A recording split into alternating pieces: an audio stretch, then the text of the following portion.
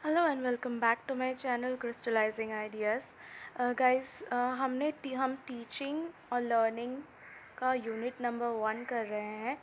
ये continued part है of question number 1, what is teaching. तो हमने टीचिंग का थोड़ा ओवरव्यू देख लिया और कुछ एजुकेशनिस्ट ने क्या बोला टीचिंग के बारे में वो देख लिया।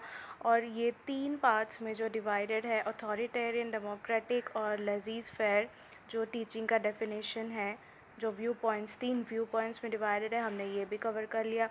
अब हम ये देख लेते हैं कि teaching as an action, system of action क्या है और टीचिंग एज अ साइंस क्या है। उसके बाद हम nature and characteristic of teaching में चले जाएंगे। तो अब देख लेते हैं टीचिंग एज एन एक्शन क्या है, हम इसको एज एन एक्शन किस तरीके से डिफ़ाइन कर सकते हैं। तो टीचिंग एज एन एक्शन क्या है गाइस?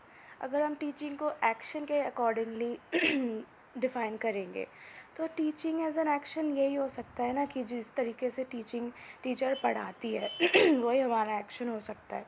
सॉरी मेरा गला ख़राब हो गया, please ignore this. Okay. Teaching has its own type, its own elements and its own regularities. जो टीचिंग है उसके अपने टाइप होते हैं, अपने एलिमेंट्स मतलब उसके अपने पार्ट्स होते हैं, उसके अपने रेगुलरिटीज़ भी होती है। तो टीचिंग जो है अपने आप में एक बहुत बड़ी चीज़ है जिसके अपने पार्ट्स होते हैं, टाइप्स होते हैं, अलग अलग तरह की टीचिंग कराई जाती है, अलग अलग इसके एलिमेंट्स होते हैं, टीचिंग के एलिमेंट्स होते हैं जो इस टीचिंग कराने के लिए हमें चीज़ें चाहिए होती है। वो चीज़ भी हम यहाँ पे पढ़ेंगे, बहुत सारी चीज़ें चाहिए होती है। तो एक टीचिंग एनवायरनमेंट क्रिएट करने के लिए हमारे पास कुछ स्पेशल कंडीशंस होने चाहिए। वो कंडीशंस जैसे टाइम लिमिट, एक सर्टेन टाइम लिमिट के अंदर अंदर हमें कुछ पढ़ाना होगा क्योंकि हमारे पास पूरा दिन तो नहीं है।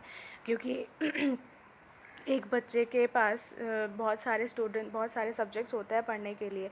तो अगर हम उसके सारे पीरियड्स अपने पास ही ले लेंगे तो हमें जो प्रिंसिपल है वो निकाल ही देगी, बोलेगी कि अपना जो सिलेबस है वो अपने टाइम में ख़त्म करो, नहीं तो जो बच्चे हैं वो कुछ सीख ही नहीं पाएंगे। तो एक टाइम लिमिट दिया हुआ होता है, उस टाइम लिमिट में बच्चों को पढ़ाना होता है। और एक बच्चा भी जो है पूरे दिन नहीं बैठ सकता, उसको थोड़ा सा ही अटेंशन मतलब जो है उसका जो अटेंशन है ये इधर उधर भटकता रहता है, इसीलिए थोड़ा सा टाइम लेके हमें उसे पढ़ाना पड़ता है।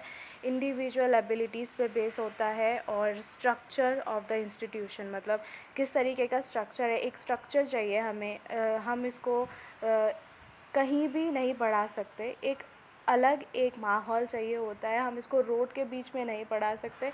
इसके लिए हमें एक स्कूल की ज़रूरत है, एक रूम की ज़रूरत है जहाँ पे जो थोड़ा सिक्लूडेड हो, जो बाहर की शोर को रोके, ऐसा एक सिचुएशन चाहिए टीचिंग के लिए। और इसमें इंडिविजुअल एबिलिटीज़ भी है, इसको भी मद्देनज़र रखते हुए हमें टीचिंग करानी पड़ती है। ये सारी प्री कंडीशंस होती है टीचिंग परफॉर्म करने के लिए। नेक्स्ट है the teacher behaves in some particular way in which he makes the pupil to understand something, expecting them to learn it by heart. जो टीचर है वो एक पर्टिकुलर वे में बिहेव करती है, जो टीचिंग बिहेवियर्स है वो टीचर बिहेव करती है, जैसे कि वर्बल वर्बली वो पढ़ाती है, नॉन वर्बली साइंस देती है। जैसे कि अगर कोई टीचर एकदम से चुप हो गई, इसका मतलब बच्चों को भी चुप हो जाना है। इस तरीके से टीचिंग बिहेवियर्स है। तो टीचिंग कुछ पर्टिकुलर काइंड ऑफ बिहेवियर करती है, मूवमेंट करती है, जेस्चर्स देती है, जिसकी मदद से जो टीचर है वो चाहती है कि जो वो बता रहे हैं वो अच्छी तरीके से जो स्टूडेंट है उन्हें समझ में आ जाए।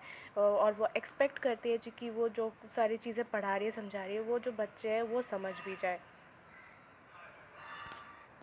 टीचिंग एज एन एक्टिविटी में हम ये भी बोल सकते हैं, जो टीचर है वो ब्लैक बोर्ड में जाती है, वहाँ पे कुछ पिक्चर्स ड्रॉ करती है और बच्चों को वो समझाने की कोशिश करती है। और वो एक्सपेक्ट करती है कि बच्चे जो है वो पिक्चर को देखे, उसको समझे। और शॉर्ट में हम ये बता सकते हैं कि टीचिंग एज अ परफॉर्मेंस ये एक एक्टिविटी है। इसका मतलब है कि इस एक्टिविटी में जो टीचर है वो परफॉर्म कर रहा है टीचिंग टास्क। सारे टीचिंग टास्क जो है वो टीचर इस टीचिंग एक्टिविटी में परफॉर्म कर रहा है। अब देखते हैं कि बीओ स्मिथ ने क्या बोला टीचिंग के बारे में। तो बीओ स्मिथ बोलते हैं कि teaching is a system of actions intended to produce learnings.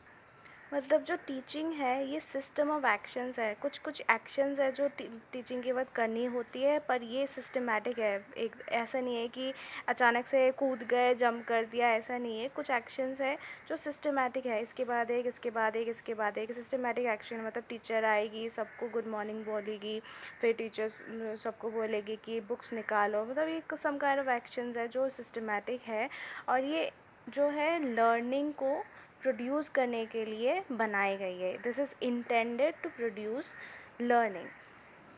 Teaching एक सिंगल एक्टिविटी नहीं है, ये सेट ऑफ एक्टिविटीज़ है। मतलब इसको हम मॉलिकुलर फॉर्म में पार्ट डिवाइड कर सकते हैं।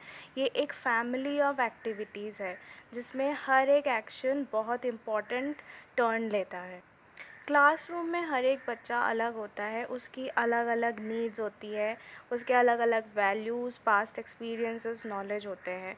जो टीचिंग सिस्टम है ये एक इंस्ट्रक्शनल सिस्टम माना जाता है, और जो एक इंस्ट्रक्शनल सिस्टम है वो इंडिविजुअलाइज सिस्टम नहीं है, ये सबके लिए है, और ये रेस्ट्रिक्टेड टू वन क्लास है। ये सिर्फ एक क्लासरूम के लिए बनाया गया है, जिसमें सिर्फ एक टीचर रहेगी, जिसमें ग्रुप ऑफ स्टूडेंट्स रहेंगे, पढ़ाने के लिए बुक मटेरियल्स वगैरह रहेंगे, और सोशल नॉर्म्स रहेंगे।